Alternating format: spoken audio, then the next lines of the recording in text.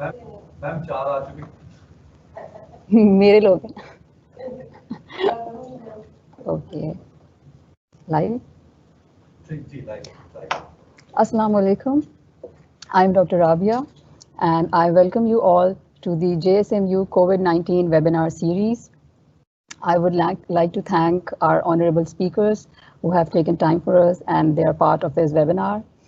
The topic of today's webinar is where we are and what we need to do in the current COVID crisis. So we have three speakers for today's session. And I'll be opening up the session and I will be discussing about the methodology of projection of cases, burden of cases in Pakistan. Then the session will be taken up by Dr. Shiraz Sheikh. He is Associate Professor at Apna Institute of Public Health. He will be discussing the comparison of trajectory and the trajectory of cases and deaths in Pakistan in comparison to other countries. Then the session will be taken up by Dr. Lubna Beg, and she will be discussing about the measures that public health professionals need to take in post-lockdown phase and role of medical fraternity. All the attendees are requested to post their questions in the chat box and they can post it during the presentations, but the answers will be given at the end, like after all the presentations have been completed. So each presentation will be of maximum 10 minutes. And so we are again thankful to all the attendees and presenters. Anyway, so I'll be opening up and I'll be discussing the first part of this webinar. Let me introduce myself again. I'm Dr. Rabia and I'm basically currently serving as lecturer at Apna Institute of Public Health. Before starting up this webinar, I would like to give a brief background of the project that was assigned to the public health team at APNA and what we did for this particular project. So we planned to have we plan to project cases of COVID-19 till the end of May. The project was started in the project started in the beginning of May, and we tried to estimate and expect the future burden of cases till the end of May. So I'll be discussing the methodology that how did we go about it all. Let's begin.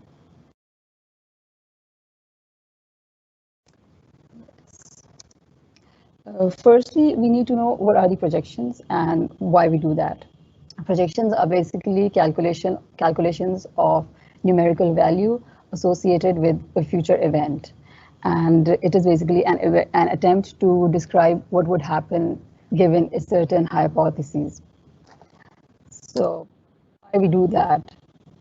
We do that because just to have an idea what may happen in future can guide some policymakers or government officials to decide like when it will be safe to ease lockdown or when not.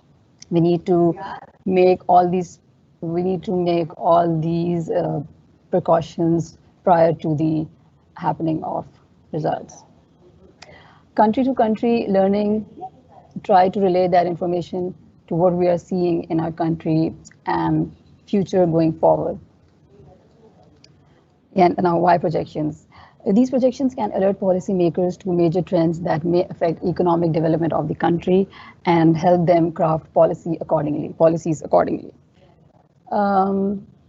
These projections can provide predictive capacity to the public health professionals because they are the key role players or key people who need to design the precautionary measures and who need to identify what is the source of infection and how to assess of the impact of control strategies.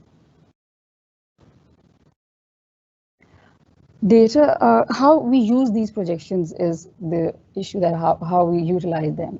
Data models provide useful estimates such as whether the number of cases will exceed the capacity in ICUs in Pakistan, let's suppose, like what burden we will be having at the end. We were trying to project that and have an idea beforehand. That's important because in Pakistan especially, we are already short of many resources, and these resources are scarce, such as personal protective equipments. We cannot have as many, like as many people we have, masks, gloves, and gowns, as well as specialized equipments like ventilators, and also highly trained professionals who can administer and who can use those devices. It is important. It is also important for government to be transparent with data models and the information they have regarding COVID, because letting the public know when to expect peak cases is highly useful, and of course, informing them about the prospective deaths is very useful again. Citizens and public is part of this process because they are at the end they are the main stakeholders. If they don't feel as they are part of this process, they won't cooperate in social distancing, and they will not follow the instructions. So projections about how many people could die from COVID-19, could die from COVID-19 can help people follow physical distancing measures efficiently. So what we did exactly in that project and how did we predict the case, and we have made those projections. I just need to tell you a brief background of the methodology. We have worked on projections about number of cases and deaths expected from COVID-19 by the end of May, as I mentioned earlier, that we started up this project in the beginning, like in first week of May. And by getting these numbers, number of cases and number of hospital admissions and critical care estimated by the end of the May, basically we took three variables like number of cases, active cases, and number of hospital admissions and critical care, like number of patients who would be needing critical care. We analyzed and compared this trend with other countries, and we learned the lessons. Like we learned lessons as in we observed their trends, and we observed when they reached the peak and when they have flattened their curves. So we learned lessons. The countries were observed and selected on the basis of their trends. Few countries who have abnormal trends or who have alarming trends, we selected them, and few were showing great progress. We selected this accordingly. Methodology, like from where we gathered the data on confirmed infections were taken from WHO COVID-19 global data Excel sheets. In the repository, the number of confirmed infections are organized as number of new cases and communicative cases, new deaths, and cumulative deaths as daily records. So what we did is we transformed that daily data into week-wise data for our own ease and for better analysis of the situation. As a team, we were assigned countries to search and observe their trends and their daily new cases and deaths. Every participant, there were 4 participants actively doing this work, and each participant was assigned 2 countries. This data was changed into week-wise information because in the WHO website, we have daily data. And the day of first reported case of each country was taken as day 1 for the first week, which means that every country has a different day 1. Countries that we selected were Pakistan, China, New Zealand, Korea, Germany, Italy, Spain, USA, UK, India, Bangladesh, and Canada. All these have, there's a mix. Few have alarming trends and few are doing good. So how we analyze this data? Country-wise data were new cases and new deaths were used to create time plots on SPSS. The stats and figures will be discussed by Dr. Shiraz in the next presentation, and he will be telling you that what were the exact figures that we found out to study the patterns. And then the reasons of this difference across countries was also studied in terms of the way they managed the outbreak. Using this information, that of course, when we got some set figures, we used this information and we categorized the countries in 4 categories. The first category was countries that have reversed the trend swiftly and have almost eliminated the virus. Countries which have reversed the trend and are showing constantly declining figures. Then countries who continue to show an increasing or a persistent trend with extremely high numbers. Currently, of course, Pakistan. And countries that continue to show an increasing trend with moderate numbers. So what we found in Pakistan's projection for cases in May in Pakistan was that we took odds, we assessed odds increase was also calculated week-wise instead of daily basis to see likelihood of increasing percentage in the new cases each week. Then we did predictions of possible deaths, possible admissions, and possible number of cases requiring critical care. So what we did is we took, of course, on the current situation, on the basis of current situation, we took these percentages and then predicted the data of future. Like we took 2% of death rate. Like if we have 1,000 people, 1,000 active cases of corona right now, we expect around I guess 20 people dying. So if we have 2,000, let's suppose, so we multiply that with 2% increase. And similarly, we took 20% as the number of possible admissions, and 3.5 was the percentage for critical care admissions. The estimates, of course, that will be shared with you in the next presentation will definitely help us in getting the idea of potential challenges that Pakistan will be facing in near future. And of course, we can assess the magnitude of the problem. So the next presentation will be by Dr. Shiraz Sheikh. Dr. Shiraz Sheikh is an associate professor at Apna Institute of Public Health. He is founding faculty member of AIPH. He has extraordinary teaching skills, and despite that, he is actively working on national and international projects. He is also expanding his research work with some upfront projects like Healthcare in Danger, which is basically based on violence against healthcare professionals in Pakistan. It is a joint venture with International Committee of Red Cross. So over to you, sir. We are highly honored, and thank you for taking our time for this webinar. Thank you.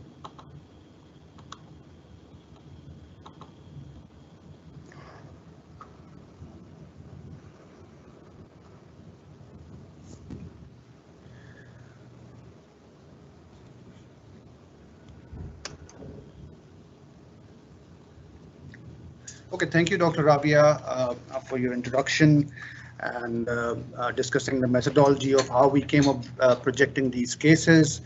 My job in today's webinar is to present to you actually where Pakistan is in terms of handling its epidemic and how can we compare our findings with other countries. I'm afraid I do not have very good news for you, but in the next session to follow, we have what still we can do. And there, I think we may be able to gain some hope. But at the moment, the things look really dismal. So as Rabia discussed, that we classified countries into countries that have reversed the trend and have almost eliminated the virus. And then there have been countries that have reversed the trend and are showing a constant decline. And there are countries with persistent trend of extremely high numbers. And the fourth category where Pakistan also falls is countries with persistent increasing trend of moderate numbers. And mind you, now they are not moderate numbers. A couple of weeks before they were moderate numbers, but now it seems that we are moving to category 3. So let's start with countries which have managed the outbreak well. And there are countries which are almost on the verge of eliminating the virus or have eliminated the virus. And in that category, 3 countries fall. It's China, Korea, and New Zealand. China, which was the epicenter of the outbreak, from where the outbreak actually started, you can see that within 5 to 6 weeks, there was a peak in which there were around 20 to 25,000 cases every week. Just what we are experiencing now, that is, we are experiencing 20 to 30,000 cases every week at the moment. But what did they do to control this epidemic? And then there's this other example of Korea and New Zealand, which were very swift in introducing strict lockdowns within 2 to 3 weeks of their first case, and then enforcing social distancing practices. And then by 11th, 12th week, they were able to control this epidemic and almost eliminate it. And these are the countries now which are opening up, easing their lockdowns and returning back to normalcy with standard operating procedures for infection control. The best example in this case is of New Zealand, where you can see that within 6th week, they started seeing decline in their cases, and by 10th week, they almost reached elimination.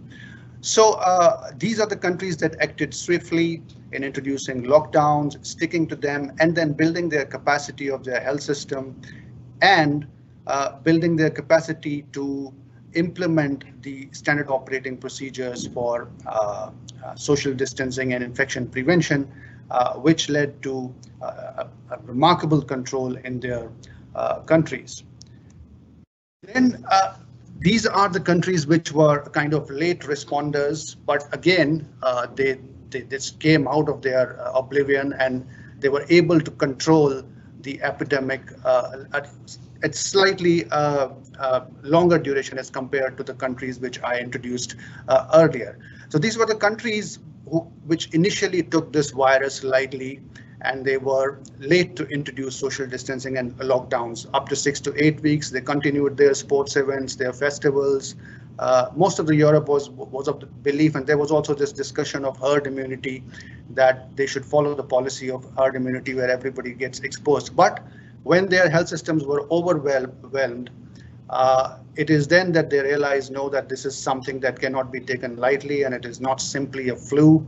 It has to be managed. And then they came up with strict lockdowns, which kind of controlled their epidemic.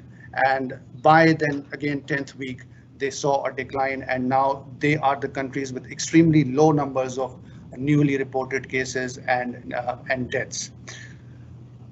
Then if we go to the third category of countries which are showing persistent high numbers, and the greatest economy in the world and the health system which spends the most on healthcare systems is actually the culprit country at the moment, with the highest number of cases and deaths being reported every week.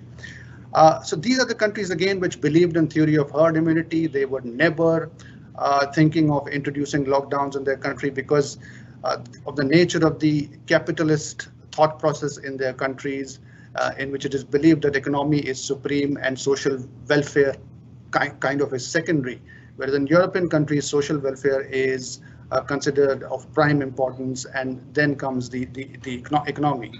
So, and Britain, which always had a very good welfare-based health system, but due to the change in the government and current right-wing government of Boris Johnson, also adopted this policy that let the people get exposed, we are going to do okay.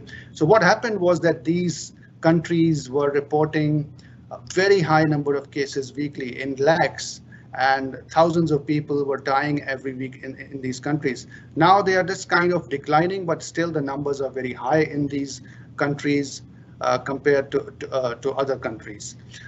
And then there are a few countries which were actually the patterns in the spread in these countries actually confused the governments a lot. Because in most countries, you can see that by 5th, 6th week, they would reach their peak, and then after 2 to 3 months, they will return and there will be decline in the cases. But in the subcontinent region and other developing countries, and in Canada also, what happened was that the infections kept on increasing at a moderate pace up to 2.5 months.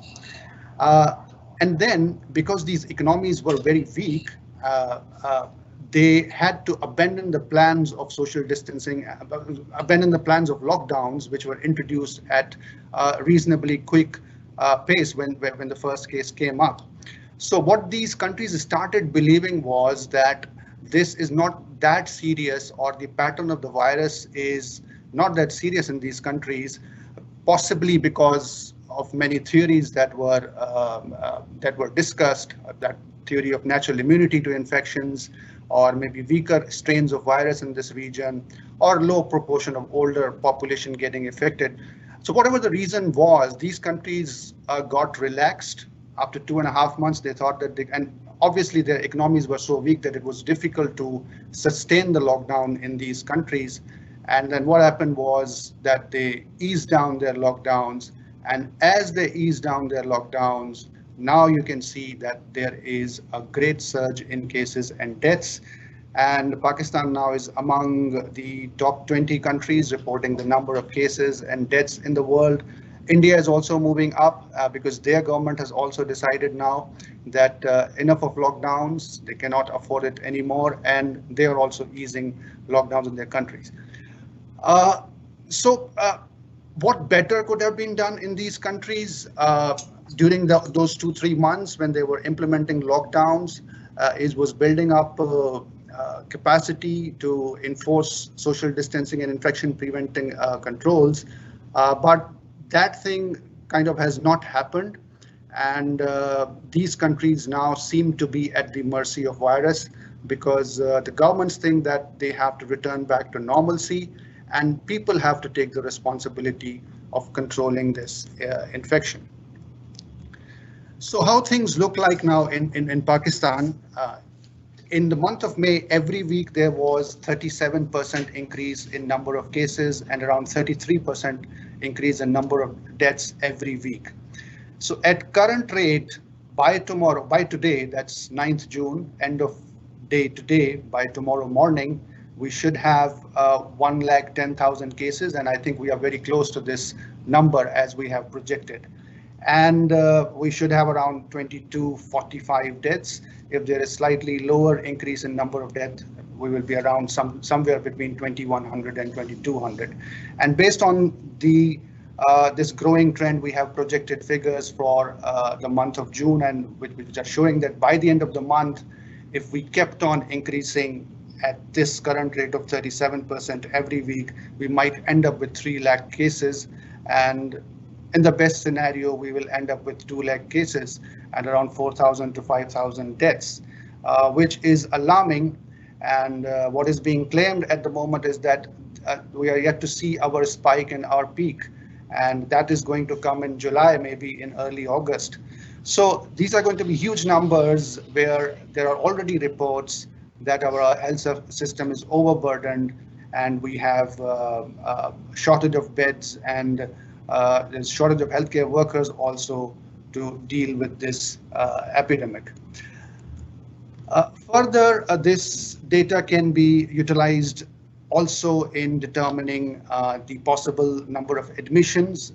Knowing the weekly numbers, you can extrapolate that data based that 20% if go on to require admissions. These are the number of cases that you will have to admit every week in the country. So the policymakers can make use of these projections and think about scaling up their health system resources based on these projections. However, in an already strained and under-resourced health system, it is unlikely that we'll be able to cope with the increasing burden of cases and admissions. So I will just end here, not giving you too much hope. I think all I can say is that we have kind of messed up with this epidemic, but there is still time. It's never too late. And I will now let Professor Lubna Beg, our Dean, Apna Institute of Public Health, to take us forward and give us some hope. Thank you very much.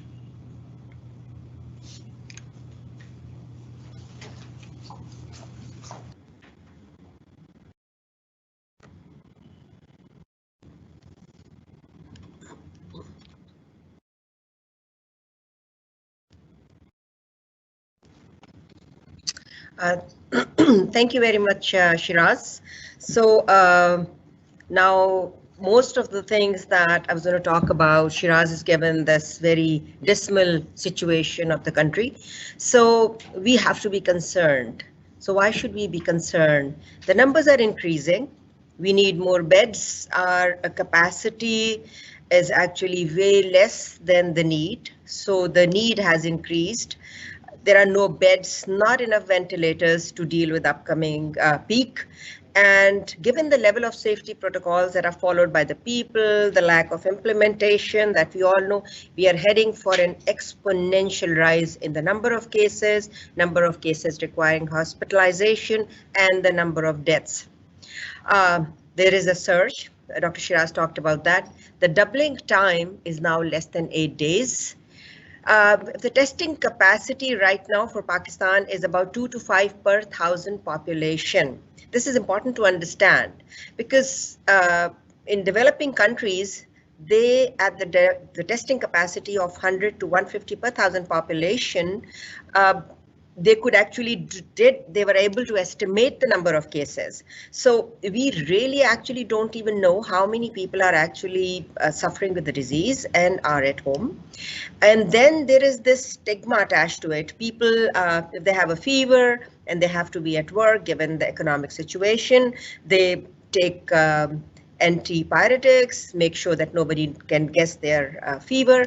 And then these misconceptions that if you take certain herbs, this and that, you are going to be okay. People are not coming for testing, thinking that if they go for testing, they might catch the virus there and they may already be suffering. So yes, the number of deaths is increasing.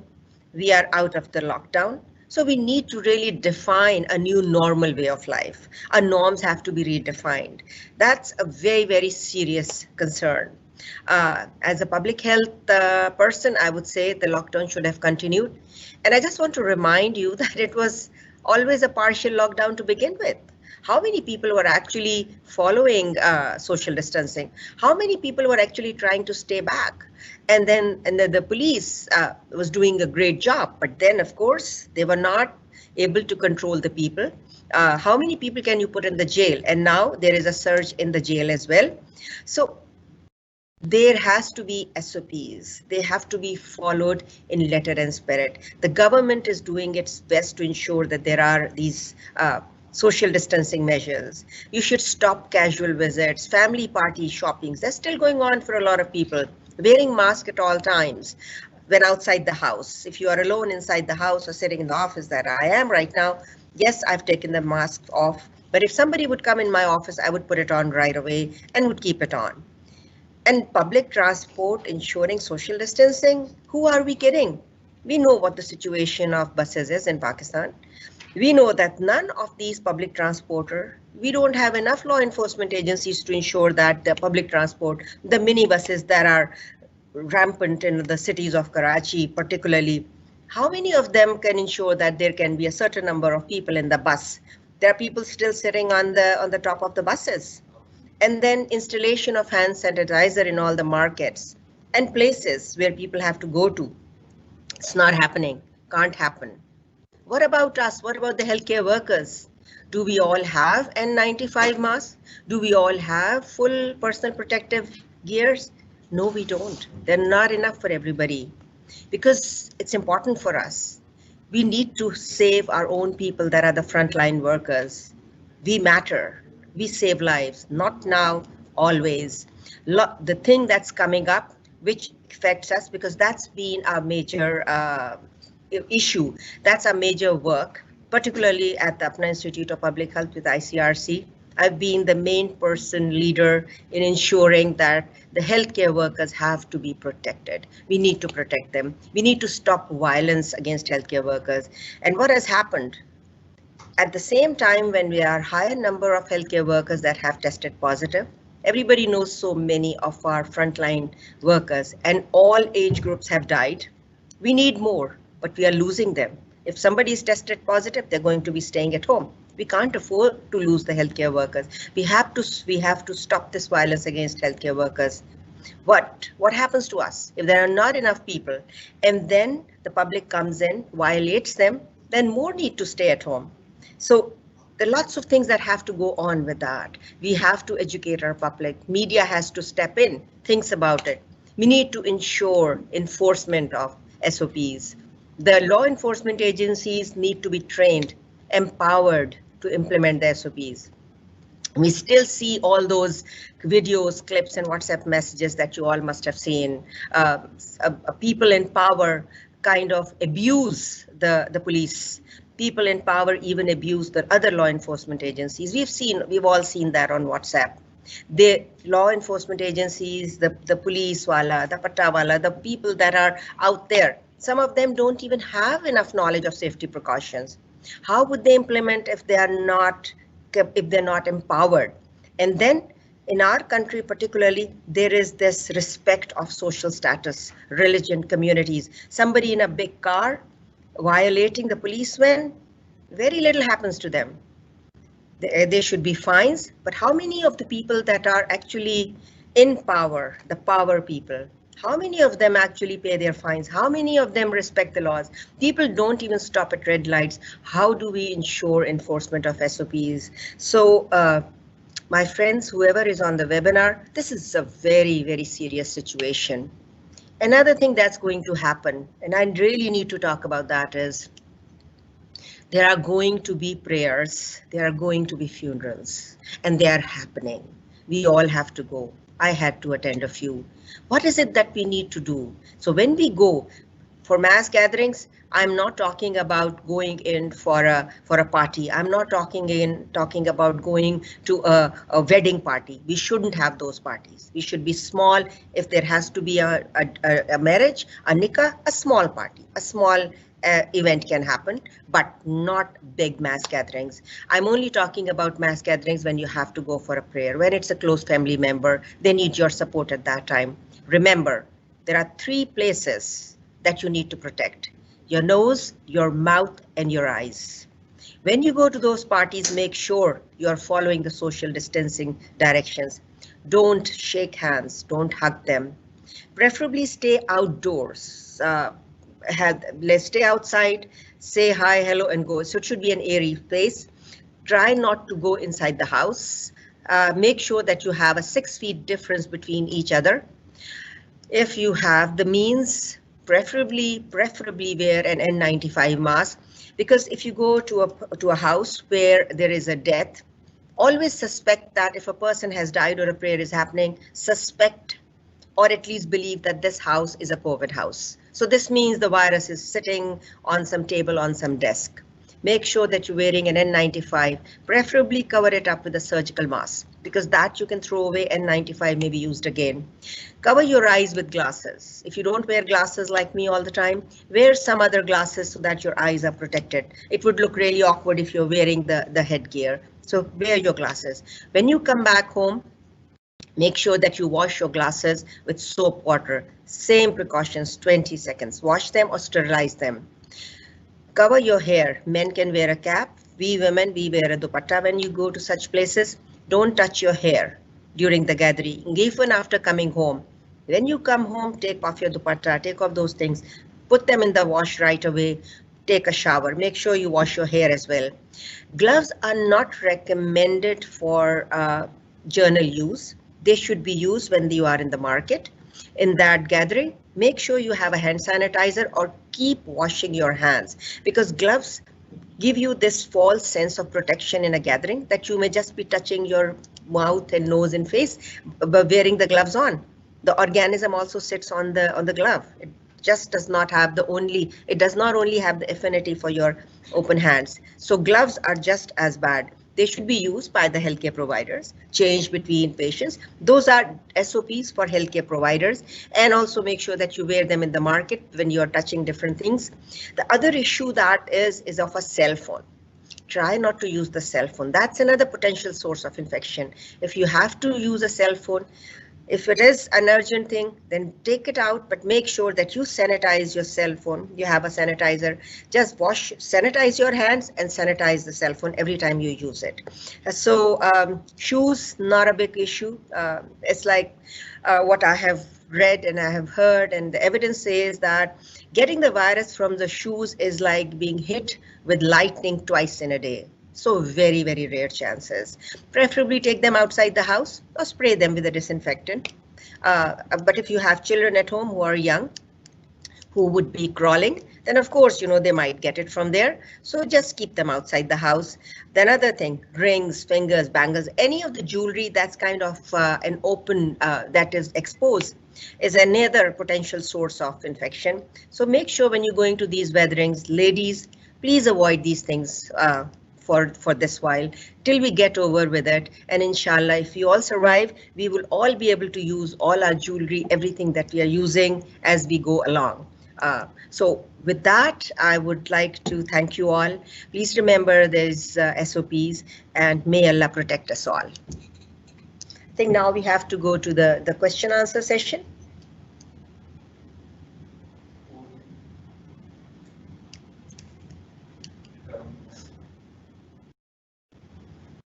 Thank you, Dr. Lubna.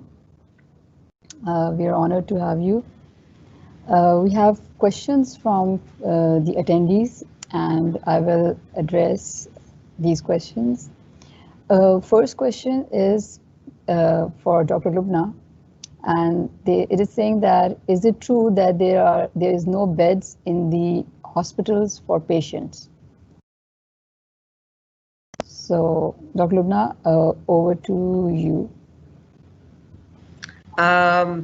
Yes, that is actually quite true. But now the government has introduced an app whereby you can use it if you need a hospital, that you can use that app and identify which hospital may be able to take you. Most hospitals that have isolation units and COVID units are refusing patients, and particularly if a patient does not have serious illnesses or does not need a ventilator, then obviously those patients are refused. So yes, there are no beds in the hospitals.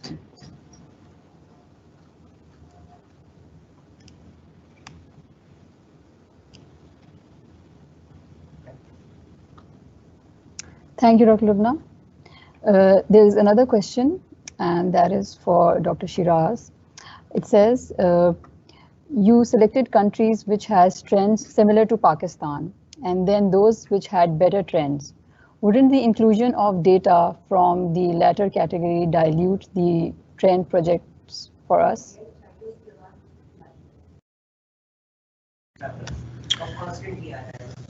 Okay, so obviously the countries with different trends were chosen to be part of the analysis, and the reason was to see which countries have successfully handled and managed this epidemic, and which countries have kind of partly failed or completely failed in handling it. So I don't see any reason why it would dilute the data. It just clearly brings out what the countries did at what time and how successful it was. And from these trends, obviously, we can see that what needs to be done and what was not done where actually the response failed.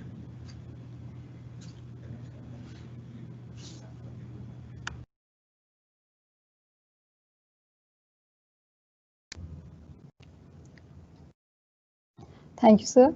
There's another question, and that is also for Dr. Shiraz. And it says, I need to ask that, is it okay with the ease in lockdown in Pakistan when we are going up to the peak point on daily basis?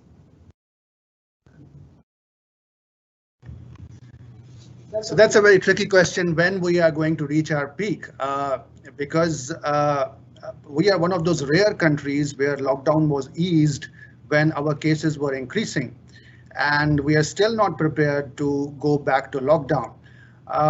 So obviously the time when we will go back to lockdown probably will determine our peak, when our systems will be completely overwhelmed and we'll have no resources to deal with this epidemic.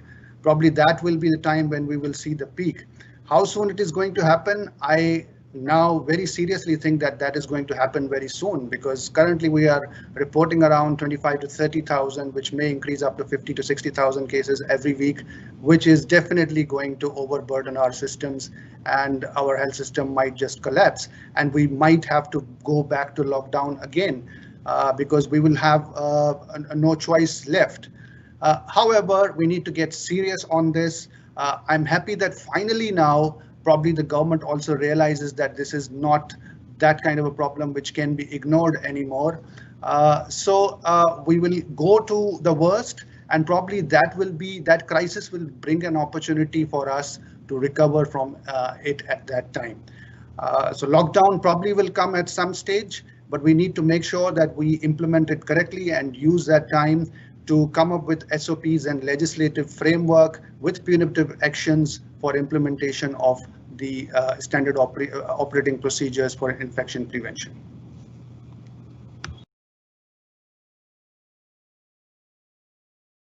There's another question, and it is also related to lockdown. Yes, sir, can you answer that? I'll read it for you. We are still far from the peak, as they say that we will reach the peak in late July. Do lockdown now will help, or it's like damage has been done and we can't do anything now? Sir, can you please answer this? Okay, so a lot of damage has been done, but it's never too late. Obviously, lockdown will help in reducing the interaction between the people, and that is going to slow down the spread of the infection. So lockdown at any stage is going to help. I mean, Europe was at a worse stage than us. They then introduced these strict lockdowns, and they were able to manage the epidemic and bring the levels to lower levels. So lockdown will certainly and definitely help if we introduce it even now. But we need to act swiftly, because I mean, why would a government allow its people to die when now the danger is quite imminent and everybody can see that this is going to play havoc in the country? So we need to act swiftly.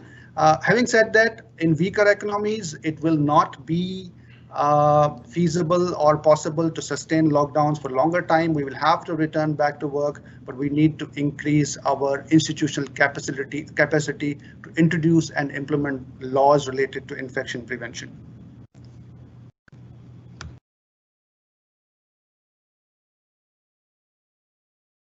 Thank you, sir. Another question, and that is for Dr. Lubna. It says fewer deaths have been reported in children. Is it because of early closure of schools in Pakistan? Ma'am, can you answer this? Thank you very much, Rabia. That's a very loaded question. Yes, fewer deaths have been reported in children, and that's, yes, of course, the school closure has helped. But let me remind people that a certain type of cardiac anomaly has now been reported in Pakistan and in many other countries. In Pakistan, more during the corona period, that those anomalies have been seen, and that report has come out of NICVD. So children are having a different kind of a reaction, and yes, less number of children are dying, but you know, like that, we don't know the virus as well. I don't want people to believe that, and I see that in the markets, and that really hurts me, that sometimes I see the adults wearing the mask, and if they have small children with them, and by children I mean anybody between the age of 1 month to 14 years, 10, 12, 13, 14, maybe 16. Technically the children are 18, but when I'm saying younger children, I'm talking about children between those ages, which you can actually see are young people. They're not wearing the mask, and people believe that children are not going to be affected. So that is not entirely true. Younger people have died, but there are problem is that sometimes we have not been able to identify. If you would recall my presentation, I did say our testing capacity is very little. It's 2 to 5 per 1,000 people. So if that's our testing capacity, most places that can test limited numbers, sometimes they also refuse to test the younger children. So how do we know that some of those children that are dying, we have a high infant mortality rate, we have a high under 5 mortality rate. How do we know that some of those children that are dying at home are dying of COVID, or they're dying of diarrhea? Because COVID virus is also, some of the symptoms are also mimicking typhoid and diarrhea. So that's another advisory that has been that has come up, that if you are thinking you have diarrhea and you're thinking, oh, maybe I have this typhoid, then that means it may be COVID. So do not rule it out, because COVID is out there in the community. Thank you.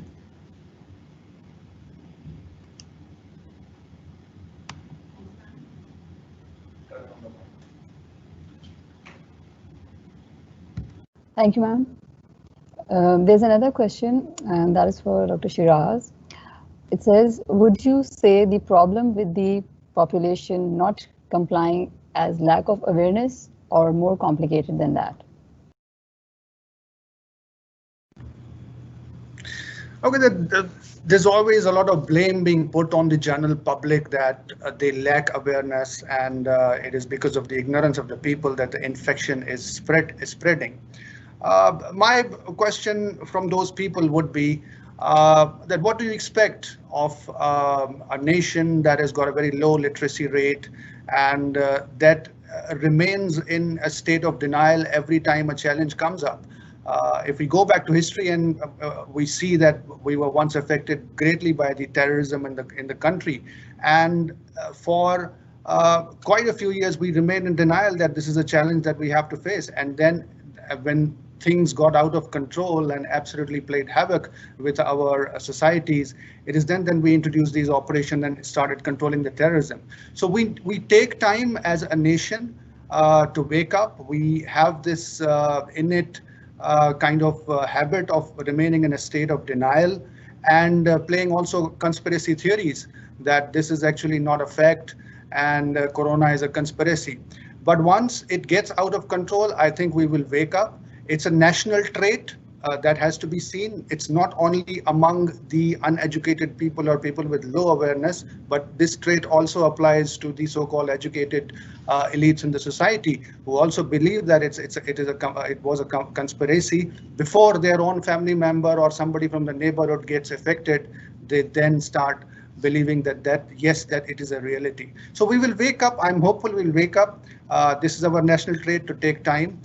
And I think the time is going to come soon when we will wake up.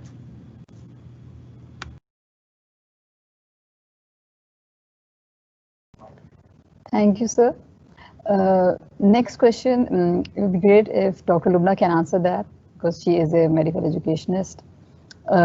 It says, what is the role of Apna Institute of Public Health in filling the role of AIPH in filling the health gaps of COVID?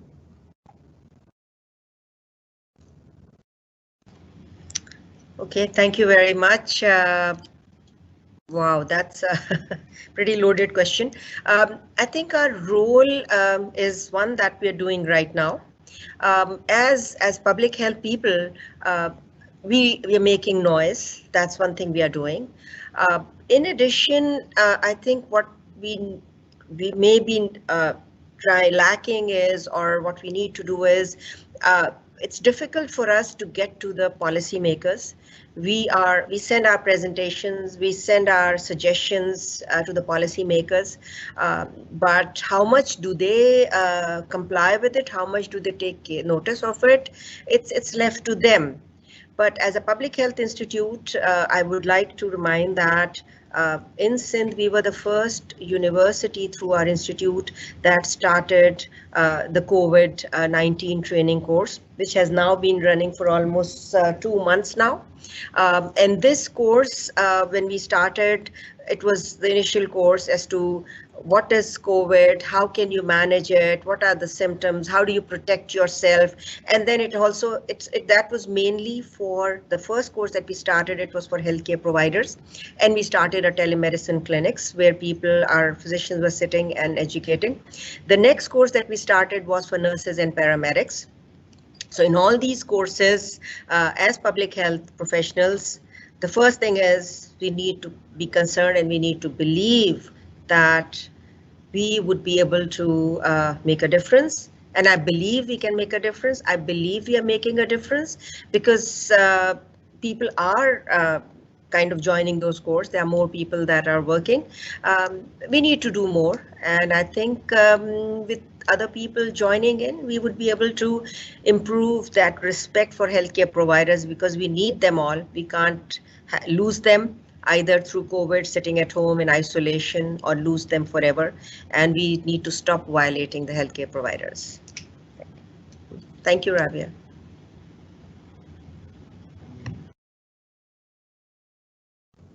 Thank you, ma'am. Your efforts are much appreciated. The next question is, again, I would like Dr. Lubna to address it, is that two major issues apart from lockdown are the inability to manage COVID-19 positive patients by healthcare providers and use of ventilators. Can you put some light on this?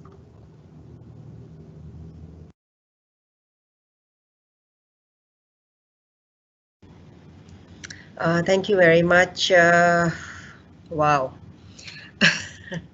So the thing is, we are in such a fix that we have very, very limited resources.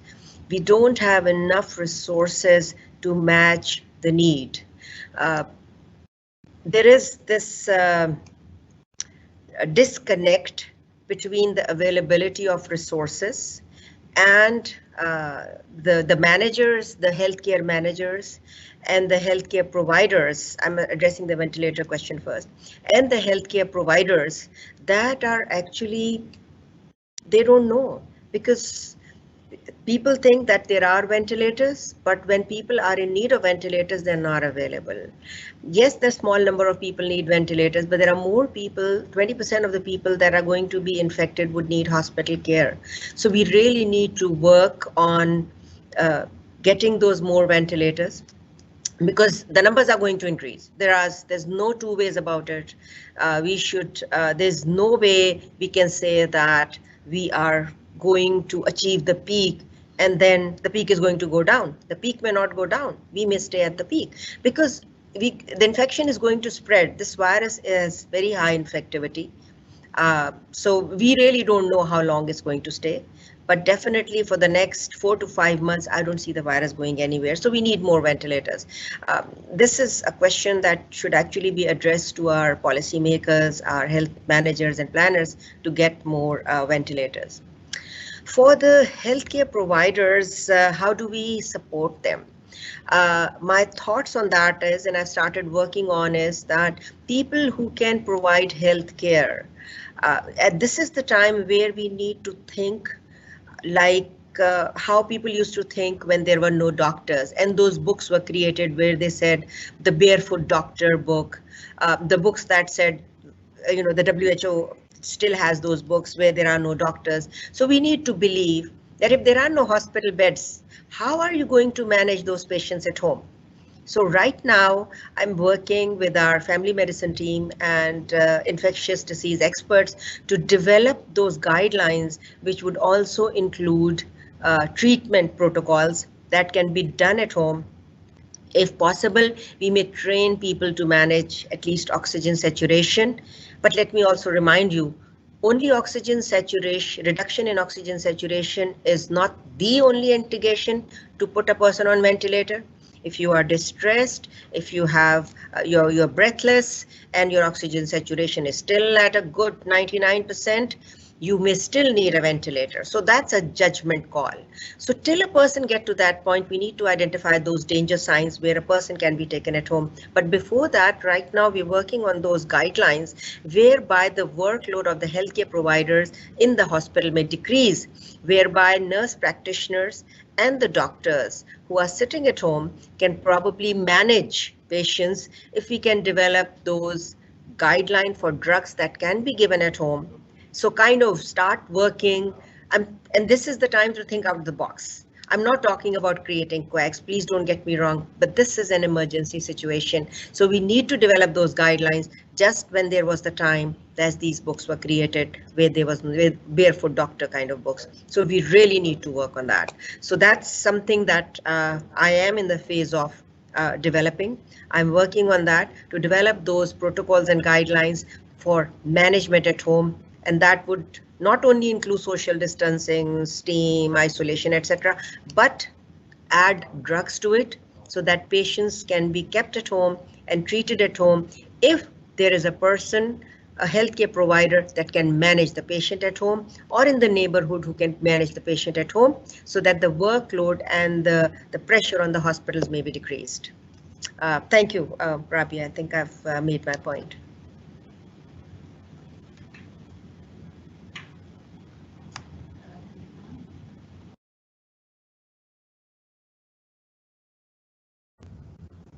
Thank you, ma'am. There's another question, and Dr. Shiraz, can you answer that? How often testing should be done once declared negative, can infected later, and symptoms can occur?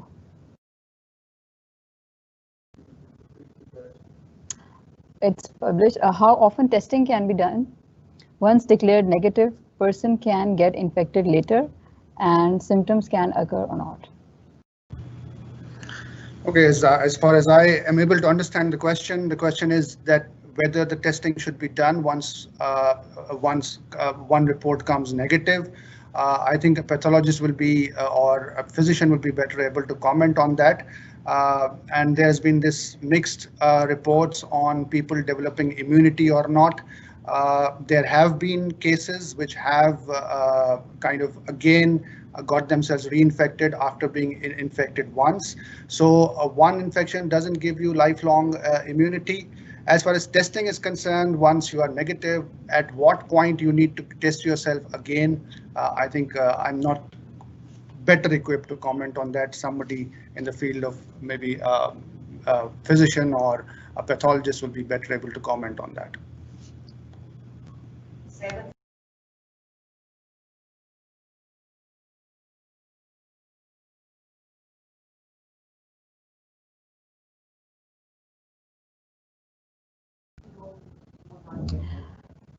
There's another question, I guess, probably among the last questions. It says a second wave of coronavirus is being predicted for UK in September, October. Like they have predicted that. Should Pakistan also brace for the same? Dr. Shiraz, can you answer that? Okay, so there has been this theory that when we move from summer to winter, although it is already some kind of a winter in UK, but it's going to get colder in August and September, and the summer is going to get better in Pakistan in September and October. And there's a theory that this virus can be more deadly and more infectious when we move from summer to autumn and winter.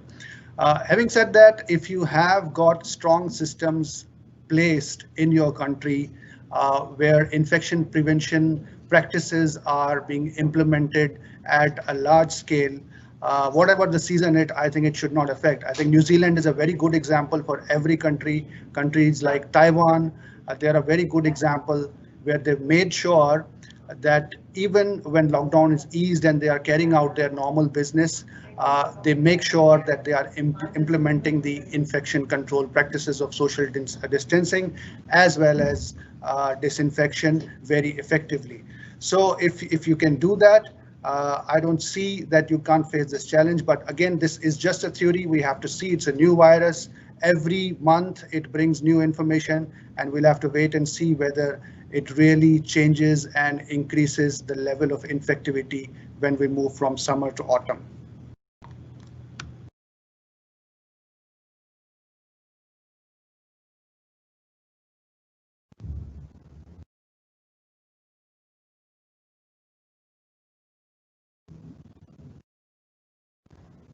Thank you, sir. There's another question, and it is for Dr. Lubna. How can we monitor COVID with limited resources?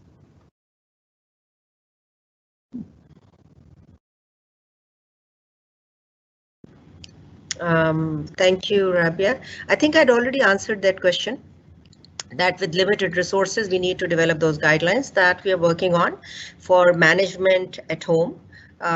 So I'd already answered that question, that we need to develop those guidelines whereby people can be managed at home, so that the pressure on the healthcare providers who are the frontline healthcare providers and are at home, that they would not have to deal with such a big, large population right there. So we really don't know that. And I also wanted to comment on the last question about the second peak. We have not even achieved our first peak. We say peak at a point when the cases start going down. We are not at that point where the cases have even flattened out. We have not reached that stage as well. We may stay at a very high rate until and unless the peak goes down, we take a dip, and then we say, yes, there is going to be another surge. Then we say we are achieving a second peak. In most countries, they're easing lockdowns. They have actually, their cases had started declining. New Zealand yesterday declared no new cases. So they have no cases. So they have completely taken off the lockdown. We are not at that stage. So our high number of cases is going to go on for a very long time. We need to have a long-term plan for ensuring management at home, just like we developed those treatment plans for acute respiratory infection for children. We developed those plans whereby community health workers could manage some children with diarrhea at home. So those guidelines were developed, realizing that these kind of things are going to happen. So you need to empower people who have some knowledge of healthcare so that they would be able to manage at home. Otherwise, there would be no room for the hospitals. People would be dying on the streets. So we need to be ready for that.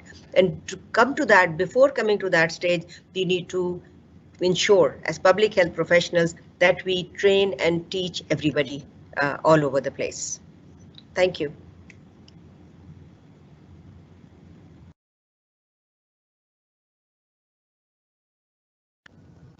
Thank you, Dr. Lubna, and thank you, Dr. Shiraz, for answering all the loaded questions. And I would like to thank Jinnah Medical University for arranging this COVID-19 webinar series, our Honorable Vice Chancellor's initiative. And both the speakers, we're highly grateful, and we're also very, very grateful to all the attendees. Hopefully you have benefited from this webinar, and we would love to share our knowledge with you all, and whatever research has been done at Apna Institute, we would love to do that. And thank you, and goodbye for now.